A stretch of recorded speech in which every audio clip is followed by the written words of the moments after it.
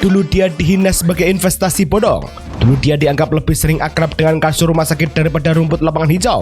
Tapi lihat sekarang, dunia sepak bola baru saja menyaksikan perampokan tahta paling gila dalam satu dekade terakhir. Kalian boleh debat soal Mbappe, kalian boleh puja-puji kehebatan taktik Pep Guardiola, tapi kenyataannya cuma ada satu nama yang memegang kunci dunia saat ini, Ousmane Dembélé. Lupakan perdebatan Messi versus Ronaldo, itu sudah kuno. Sekarang kita bicara soal manusia yang tinggal selangkah lagi menghapus nama-nama legenda dari buku sejarah. Dembélé bukan cuma sekedar pemain bola lagi, dia adalah anomali. Dia adalah bukti nyata bahwa roda kehidupan itu berputar. Dan sekarang, dia sedang berada di puncak menara tertinggi sambil menertawakan semua orang yang dulu menyebutnya si kaki kaca. Kita tarik mundur sedikit biar kalian paham betapa absurdnya lonjakan karir orang ini. Ingat, masa-masa dia di Barcelona datang dengan harga selangit 105 juta euro, tapi lebih banyak menghabiskan waktu main PlayStation saat masa pemulihan cedera. Tapi roda kehidupan itu berputar. Pindahnya Dembélé ke PSG bukan sekedar pindah klub, tapi pindah nasib. Di bawah asuhan Luis Enrique, Dembélé bertransformasi dari pemain sayap yang asal lari menjadi dirijen serangan yang mematikan. Tapi musim 2024-2025 kemarin, itu bukan lagi kebetulan, itu adalah mukjizat taktik. Bersama PSG, Dembélé mencatatkan 35 gol dan 17 assist, total 52 kontribusi gol dalam 53 pertandingan. Ini statistik yang biasanya cuma kita lihat di game FIFA level amatir. Dia melampaui produktivitas gabungan dirinya sendiri selama 5 tahun terakhir. Dia bukan cuma sekedar lari-lari di sayap lagi, dia adalah pusat gravitasi PSG. Efeknya, triple bersejarah Ligue 1, Coupe de France, dan yang paling bikin sakit hati fans mantan klubnya, trofi Liga Champions. Dembélé mengawinkan gelar Piala Dunia, UCL, dan Ballon d'Or 2025. Dia resmi masuk sebagai klub elit The Decca Winners, pemain ke-10 dalam sejarah yang punya koleksi selengkap itu.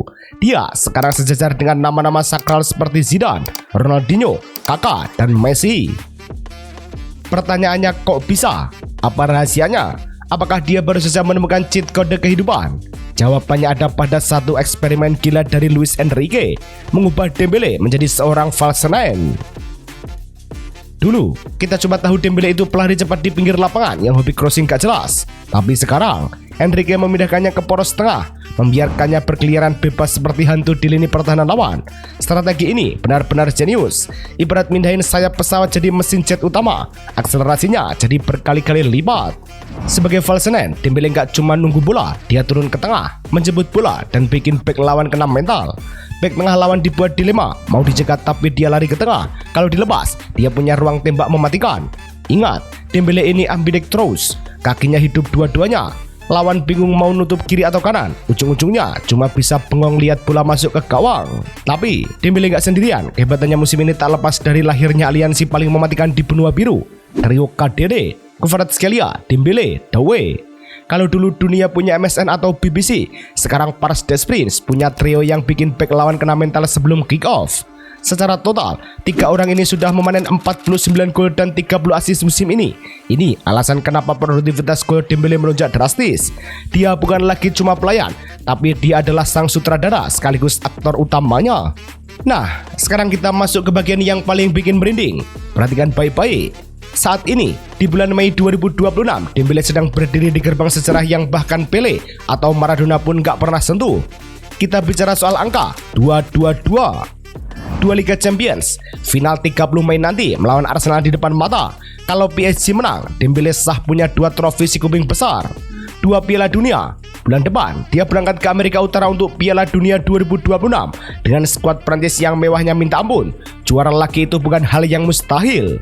2 Ballon d'Or, kalau 2 poin di atas tercapai, siapa lagi yang berani protes kalau dia angkat bola emas lagi di akhir tahun? Dunia sepak bola bakal gembar. Dia bakal jadi manusia pertama yang memenangkan 2 Piala Dunia, 2 Liga Champions, dan 2 Ballon d'Or. Ini bukan cuma soal prestasi, ini soal dominasi total. Efek dominonya, harga pasarannya bakal tembus langit, dan mungkin PSG harus bikin patung Dembélé di depan Parc des Princes yang lebih besar dari Menara Eiffel itu sendiri. Tapi tunggu dulu, jangan keburu selebrasi. Seperti kata pepatah, di atas langit masih ada mendung. Ada satu musuh terbesar Dembélé yang bukan berasal dari Real Madrid, Bayern Munchen, atau Arsenal. Musuh itu ada di dalam tubuhnya sendiri, hamstring. Kita tahu sendiri, fisik Dembele ini ibarat keramik mahal, indah dipandang tapi gampang retak. Luis Enrique musim ini sangat hati-hati, bahkan sering mencadangkannya di liga domestik cuma buat menjaga agar mesin emas ini nggak rontok di laga krusial. Jangan lupain juga tembok terakhir bernama Arsenal. Arsenal musim ini punya pertahanan yang lebih rapat daripada antrean sembako gratis. Menghadapi Saliba dan Gabriel di final UCL nanti bakal jadi ujian mental apakah Dembele benar-benar seorang raja atau cuma beruntung karena sistem. Ada sisi sarkas yang harus kita akui, kalau Dembele sampai cedera sebelum final UCL atau Piala Dunia, narasi hebat ini bakal berubah jadi tragedi paling menyedihkan dalam sejarah sepak bola. Dia bisa jatuh secepat dia naik. Jadi, menurut kalian gimana? Apakah Ousmane Dembele memang ditakdirkan untuk menjadi pemain terbaik sepanjang masa, melampaui statistik Messi dan Ronaldo di level internasional? Ataukah semua pencapaian ini cuma momentum sesaat yang bakal segera berakhir di tangan Arsenal atau di meja operasi rumah sakit? Coba tulis prediksi kalian di bawah kolom komentar. Apakah Dembele bakal dapat gelar 222 di akhir tahun 2026 nanti? Jangan lupa like, subscribe, dan nyalakan loncengnya biar nggak ketinggalan update lainnya dari dunia sepak bola. Sampai jumpa di video selanjutnya.